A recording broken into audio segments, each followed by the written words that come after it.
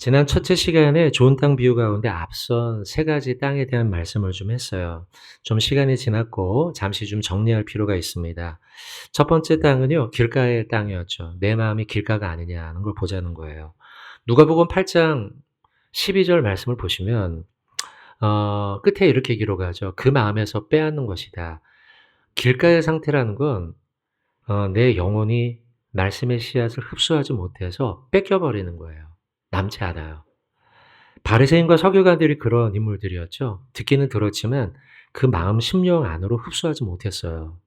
그래서 그들은 하나님 나라의 비밀을 받지 못하고 다 사단에게 빼앗겨 버렸죠.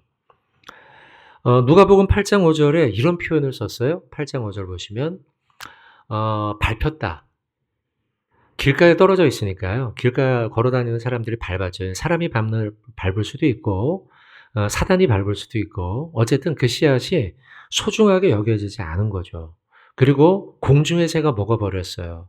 공중의 새는 유대문학에서 종종 사탄으로 비유됩니다. 다시 말하면 사탄이 내 마음 길가 상태여서 거기 그냥 떨어져 있으니까 사단이 와서 다 쪼아먹어 간 거죠. 남지 않아요. 사실 하나님의 말씀은 많은 사람들의 마음밭에 떨어져 있습니다. 우리 이 예배당에 나오지 않은 이 미사와 또 강동 지역에 있는 수많은 주민들이 있잖아요. 그들도 하나님 말씀 많이 들어서 그러나 그들은 하나님의 말씀을 흡수하지 못해요. 길가와 같죠. 그리고 표현이 잘 보세요. 기쁨으로는 받는다는 거예요. 처음엔요. 우리도 기쁨으로 받지만 주변에 보면 금방 말라버리는 사람들을 보게 되죠. 아나니아 삽비라가 그런 인물이에요. 하나님의 복음을 듣고 기뻐했어요. 좋아했어요. 교회 생활 좋았어요. 그래서 남들이 헌금하는 것처럼 나도 하고 싶어요. 헌금했지만 하나님을 속이고 사도들을 속였죠. 이게 전부인데요. 근데 사실은 감춰놨잖아요. 왜 그랬을까요? 하나님을 본 게 아니고 사람을 봤기 때문이에요. 바위의 상태의 사람들은요, 사람에게 주목하는 경우가 많습니다. 하나님께 집중하여 그 뿌리가 깊어져야 되는데 처음에는 좋아요. 교회 오는 게 좋고 사람 만나는 게 좋고 근데 하나님께 집중하지 못하고 사람에게 집중하는 것이죠. 그러다 보면 그 뿌리가 너무 얕아. 해가 뜨겁고 비바람이 불면 금방 말라거나 아니면 열매를 맺지 못하게 되는 거죠. 성도 여러분들, 우리는 우리의 믿음을 잘 가꿔야 되는데 깊어진 믿음이 되도록 기도해야 돼요. 그 소망을 우리가 가져야 돼요. 사람에게 집중하면 우리의 신앙이 깊어질 수가 없어요. 하나님께 집중하고 성경에 있는 말씀 속에 있는 하나님이 어떤 분인지 그리고 깨달은 바 그 말씀들을 실천하는 훈련을 통해서 우리의 믿음의 뿌리가 깊어져야 될 줄로 믿습니다. 자, 세 번째 땅이에요. 가시떨기였죠. 가시떨기에 대해서는 세 가지를 언급합니다. 세 가지 염려, 누가복음 8장 13절입니다. 어떤 게 가시떨기냐? 요 세 가지. 염려, 재물, 향락. 요런 게 가시와 같다. 씨가 뿌려져 뿌리도 내렸습니다. 자라기도 합니다. 근데 뭐 때문에 못 자라느냐? 염려를 많이 하면. 그리고 재물에 대해 집착하면. 그리고 향락에 빠지면 자라다가 멈춰버린다는 거예요. 온전히 결실하지 못한다는 거죠. 앞서 이 세 가지에 대해서 조금만 좀 더 보면요. 이 생의 염려는요. 우리로 하여금 하나님을 잊어버리게 만듭니다. 부정적인 걱정, 마음과 영혼의 불안 이런 걸 의미하는데 이런 염려 후에는 우리의 마음을 불안하게 만들고 하나님을 신뢰하는 데 걸림돌이 되고 말아요. 성경은 염려와 근심을 버리라 일관되게 우리에게 말씀해요. 왜 그럴까요? 하나님을 믿으면 그 염려와 근심은 하나님께 맡기니까 내게 아니라는 거죠. 빌립보서 4장 6절의 말씀 같이 한번 읽어보면요. 아무것도 염려하지 말고 다만 모든 일에 기도와 간구로 너희 구할 것을 감사함으로 하나님께 아뢰라. 염려하지 말라는 거예요. 염려. 이 생의 염려는 우리의 믿음을 약화시키고 염려를 자꾸 떠올리고 곱씹고 밤에 잠자리에 누울 때 그러는 경우 있잖아요. 아유 그거 어떡하지? 아유 그 일 어떡하지? 그 사람 어떡하지? 라고 하는 염려 속에 빠지면 잠이 잘 안 오잖아요. 그죠? 염려가 너무 커져요. 다음날 아침 일어나 보면 어때요? 저 같은 경우는 뭘 염려했는지도 까먹어요. 여러분 사실 염려는 잊어버리면 돼요. 염려를 묵상하면 염려가 점점점 내 눈앞에 크게 보여서 하나님이 보이지가 않는 거죠. 만약 염려거리가 여러분의 마음에 막 찾아오면은 아, 지금은 기도하라는 사인이구나. 이렇게 생각하시라는 거예요. 아까 저와 여러분 읽었던 빌립보서 4장 6절의 말씀, 아무것도 염려하지 말고 다만 모든 일에 무엇과 무엇으로 기도와 간구로 하나님께 아뢰는 거예요. 그러니까 염려할 거리가 생기면 여러분, 기도해야지. 그래야만 우리의 마음밭이 좋은 밭이 된다는 거예요. 두 번째, 재물이었죠. 아까 누가복음 8장 14절이었죠. 거기 보면 재물도 우리의 마음밭이 가시떨기가 되도록 만든다는 거예요. 재물에 대한 집착을 말하는 거죠. 하나님보다 재물과 성공에 사로잡히는 순간 하나님에 대한 믿음이 약화되고 그것이 가시떨기가 되어 더 잘할 수 없게 만들어요. 사도 바울은 재물에 대해서 이렇게 경고해요. 디모데전서 6장 10절 보시면 일만 악의 뿌리가 된다는 거예요. 너무 돈을 사랑하지 말아라. 돈만 너무 집착하다 보면 하나님께 집중하지 못한다는 것이죠. 예수님 역시도 두 주인에 대해서 말씀하며 재물을 거론하시죠. 마태복음 6장 24절에 보시면 한 사람이 두 주인을 섬기지 못한다. 근데 그 두 주인을 얘기하기를 하나님과 재물을 얘기해요. 그러니까 재물이 그만큼 강력한 우상 중에 하나인 거예요. 재물 필요한 것이지만 그것이 나의 우상이 되어선 안 될 것이다 라는 거죠. 자, 세 번째, 어떤 것이 또한 우리에게 가시떨기냐? 향락이 그렇다는 거죠. 향락. 향락은 누가복음에만 기록되어 있는 거예요. 그 좋은 땅 비유가 마태복음도 나오고요. 마가복음에도 나오고 누가복음이 다 나오는데 이 세 개의 병행 본문에서 누가복음만 향락을 언급하고 있어요. 볼까요? 한번.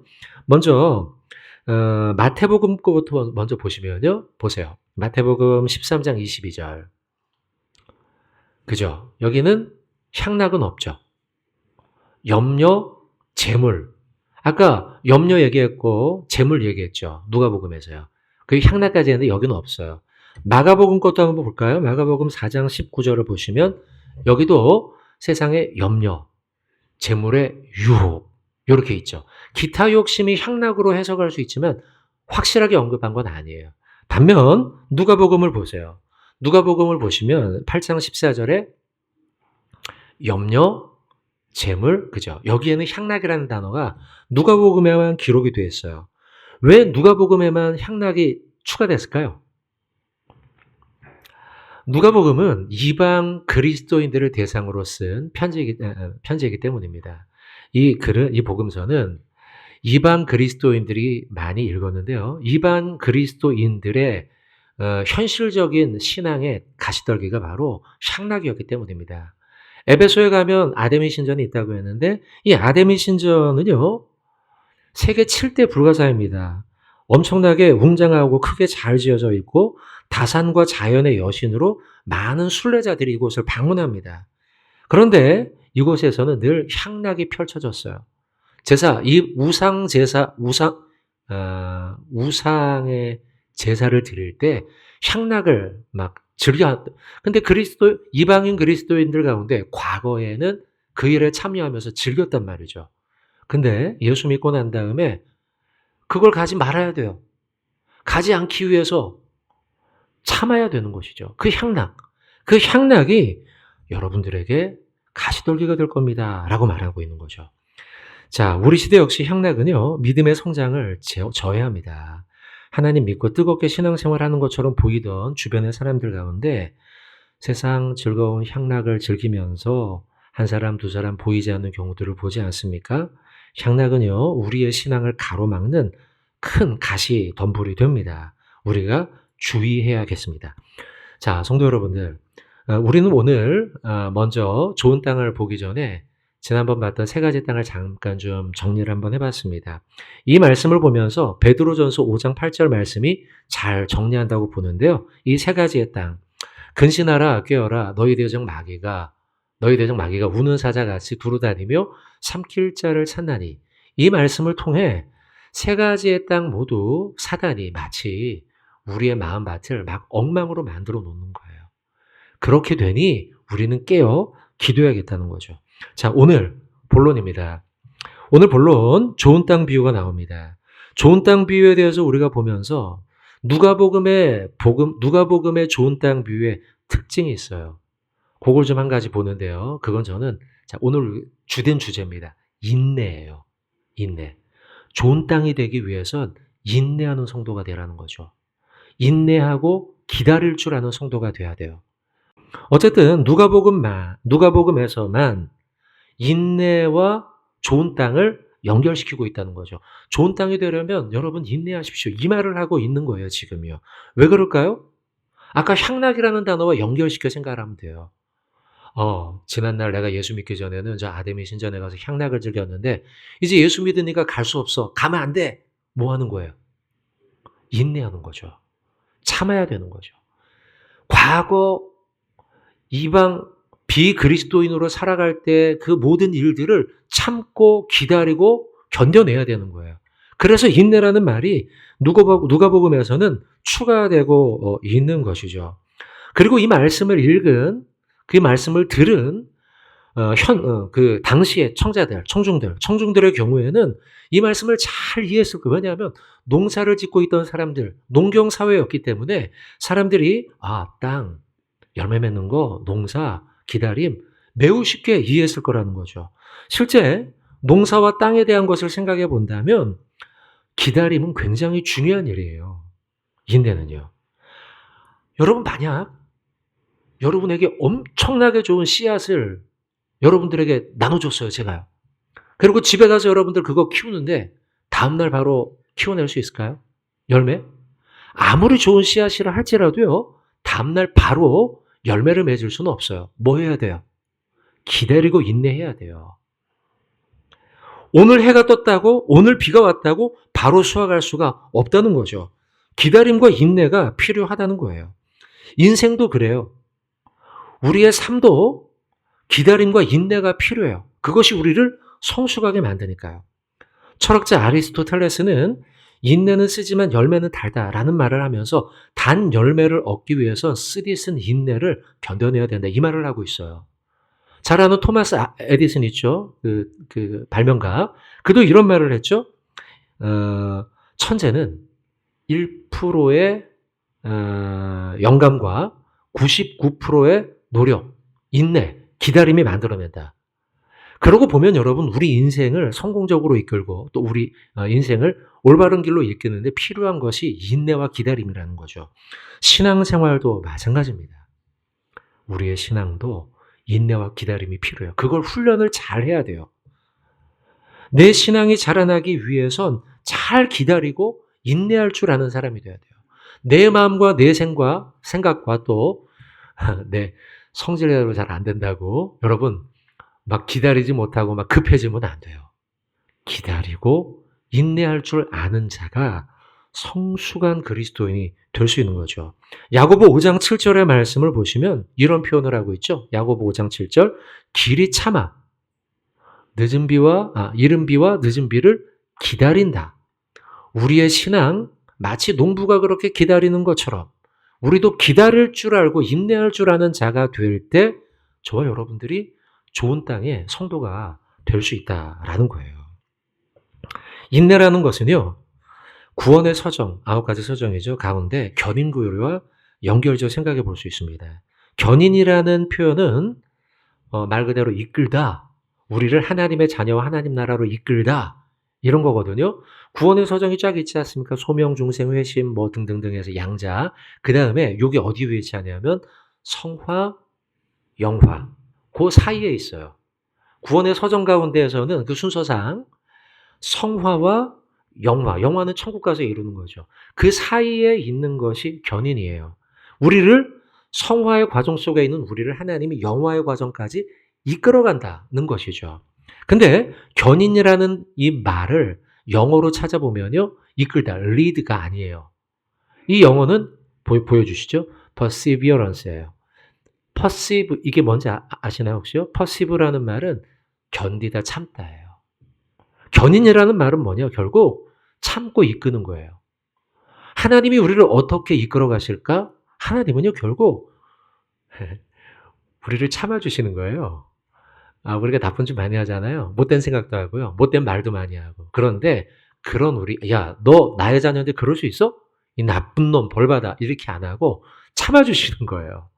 예수님이, 그래, 예수님의 십자가가 나를 구원하셨어. 이 믿음만 우리가 고백하면 하나님이 나의 못난 모습에도 불구하고 참아주시고 성화의 과정에서 영화로까지 perseverance, 견인하시는 거예요.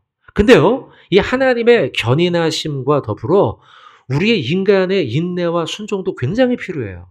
그래서 이 부분을 강조하면서 헤르만 바빙크라고 하는 조직신학자, 교회학자가 그의 책 개혁 교회학에서 이런 표현을 했어요. 한번 보여주시면, 성도의 견인은 하나님의 능력에 의해 보장돼요. 주권적으로 우리를 이끌어 가신다는 거죠. 견인은 하나님의 주권 속에 있어요.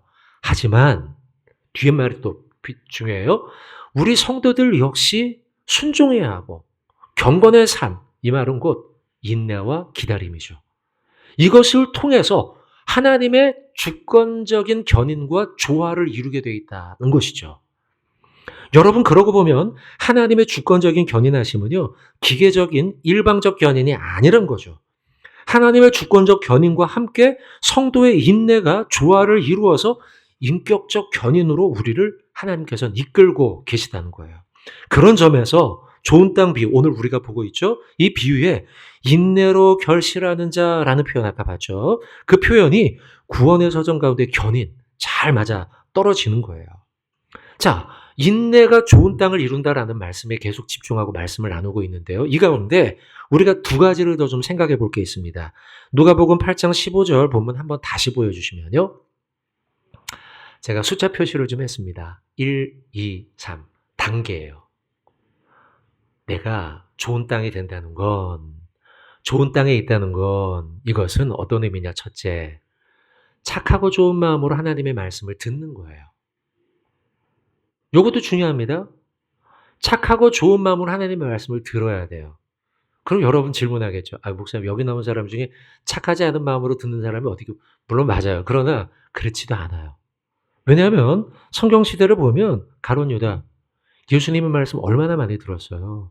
근데요, 그는요, 들을 때마다 예수님 저거 틀린 것 같은데, 아닌 것 같은데, 난 당신을 나의 스승으로 여길 수 없어. 이 생각을 하며 들었단 말이죠. 나쁜, 악의적인 의도를 가지고 들었어요. 바리새인들도 그렇죠. 그러고 보면 착하고 좋은 마음으로 말씀을 받아야 돼요. 우리가 선한 마음으로, 그래, 이건 김 집사를 향한 말이야, 이렇게 듣는 게 아니고요. 나를 향한 말씀이구나, 이렇게 들어야 된다는 거예요. 이거는 박 집사에 대한 얘기구만, 이렇게 하면 안 되고, 나에게 주시는 말씀이구나. 선한 마음으로 말씀을 들어야 돼요. 그 다음 다시 한번, 두 번째는 뭡니까? 다시 보여주시면, 지키어라는 말을 다른 말로 바꾸면 순종 아니겠어요? 순종하는 거죠. 착하고 선한 마음으로 듣고 순종하는 거예요. 그리고 난 다음에가 열매가 아니고 인내라는 거죠. 여러분, 저는 요셉이 이 말씀에 참 부합하는 인물이다 생각합니다. 요셉은요, 어린 시절에 꿈을 통해 하나님의 뜻을 들었죠. 별, 그 다음에 볕단, 해와 달, 이런 꿈을 통해 하나님의 말씀과 뜻을 보게 되었어요. 그리고 그것을 마음에 받아서 잊지 않았어요. 왜냐하면 형들한테 다 이야기하고 다녔잖아요. 그러면서 이건 하나님이 나에게 가지고 계신 계획이야, 이런 마음으로 그 말씀을 들었어요. 그리고 그 말씀을 순종합니다. 지켜요. 고난 가운데 있을 때도 지켜요. 그가 노예로 팔려갔을 때도, 그가 감옥에 들어갔을 때도요, 그는 인내하며 그 말씀을 순종하죠. 그리고 악한 일을 행하지 않아요. 하나님의 말씀에 순종하며 인내로 견뎌요. 노예 가운데 있을 때 보디발의 아내가 유혹할 때에도 그는요 하나님의 말씀을 착한 마음으로 듣고 말씀대로 순종하고 어려운 일 가운데도 인내하며 기다려냈다는 거죠. 룻기의 주인공 룻도 그래요, 여러분. 룻도 착하고 좋은 마음으로 하나님의 말씀을 듣고 순종하고 인내함으로 그의 어머니 나오미를 끝까지 따르죠. 자, 사랑하는 성도 여러분들, 바라기는요 선을 행하되 낙심하지 않고 착하고 좋은 마음으로 말씀에 순종하고 환난은 인내는 연단은 소망을 이룸을 믿으면서 소망 가운데 인내하시고 룻처럼 또 요셉처럼 좋은 밭에 신앙인이 되어서 여러분의 삶 현장 속에 하나님이 맺게 하실 30배, 60배, 100배 열매 맺는 저와 여러분 되시길 주님의 이름으로 축원드립니다. 한번 따라합시다. 착하고 좋은 마음으로 순종하고 인내합시다. 네, 이게 중요합니다. 오늘 설교의 가장 중요한 핵심이에요. 착하고 좋은 마음으로 말씀을 듣고 말씀에 순종하고 인내하는 자가 좋은 땅이다. 우리의 밭을 그렇게 기경해야겠습니다. 기다림 나쁜 거 아닙니다. 기다림, 인내 이건요. 지금 우리가 인공지능 사회 쉼없이 돌아가는 세상을 살다 보니 아유 기다리다가 언제 너 대학 가려고 그래? 기다리다가 너 언제 그 직장 가려고 그래? 기다리다가 언제 우리 회사가 성장하려고 그래? 그렇게 말하지만 아니요. 기다림 꽤 좋은 거예요. 그리고 좋은 것뿐만이 아니고 우리가 반드시 해야 될 일이에요. 우리는 기계가 아니니까요. 좋은 땅이 된다는 건요. 기다리는 사람이에요. 내가 다 하지 않고 하나님의 뜻을 기다리고 인내할 줄 아는 내 뜻대로 안 되는데 바꿔봐야지 이거 어떻게 하지? 막 내가 계속 일하는 게 아니라 하나님이 일하시길 기다리면서 인내할 줄 아는 자가 좋은 땅이 된다는 거예요. 그럴 때 하나님이 누가복음엔 기록하지 않았지만 마태 마가에서는 몇 배? 30배, 60배, 100배 인내하고 기다리는데 그렇게 해주겠다는 거예요. 고난 가운데 있을 때 내 뜻대로 막 하는 게 아니라 잘 될 때 막 내가 신나서 막 내 맘대로 하는 게 아니라 내 때로 이랬다면 기다리고 인내할 줄 알아야 된다는 거예요. 오늘 본문에 인내함으로 열매를 맺어라는 표현이 나오는데 그 인내라는 단어는 헬라어로 휘포모네라고 하는 단어입니다. 이 뜻은요, 이 단어는요, 이런 뜻이 있어요. 한번 따라해 봅시다. 하나님 아래 머물며 버티다. 이게 인내예요. 이제 하나님이라는 건 제가 넣은 거고요. 원래 원어의 뜻 자체가 인내라는 휘포모네는 누구누구 아래에서 머물며 버티다. 이게 휘포모네. 성경의 뜻으로 우리가 이야기하면 하나님 아래에서 하나님의 그늘 아래에서 머물며 버티다. 이게 인내예요. 내가 하나님 안에 거하며 머물며 버티고 인내하면 기다리고 있으면 인공지능이 아니니까 때로는 쉬고 기다리고 있으면 누가 대신 일하겠습니까? 하나님이 일하시는 거죠. 그래서 약속하는 거예요. 30배, 60배, 100배라는 거죠. 내가 일하면 약속할 수 없죠. 내가 결과를 어떻게 장담해요. 그런데 내가 인내하고 기다릴 때 하나님이 일하시는 것이기 때문에 30배, 60배, 100배 약속을 하고 있는 거예요. 인내, 여러분 인내는요 성경에 매우 중요한 일입니다. 인내는 성령의 열매 가운데 하나예요. 인간적인 오래 참음과 버팀이 아니에요. 성령이 충만하여서 하나님이 일할 걸 믿고 나는 기다리겠습니다. 인내하겠습니다. 할 때 그 땅이, 그 사람이, 그 영혼이 좋은 땅이 된다는 거죠. 할렐루야. 여러분 이런 좋은 땅이 되기를 소망합시다. 우리가 그렇게 착하고 좋은 마음으로 하나님의 말씀을 듣고 지키고 순종하고 그리고 이와 같이 하나님 아래 머물며 인내함으로 성령 충만하여 하나님의 역사를 바라보는 좋은 땅 되시는 저와 여러분 되시길 주님의 이름으로 축원드립니다.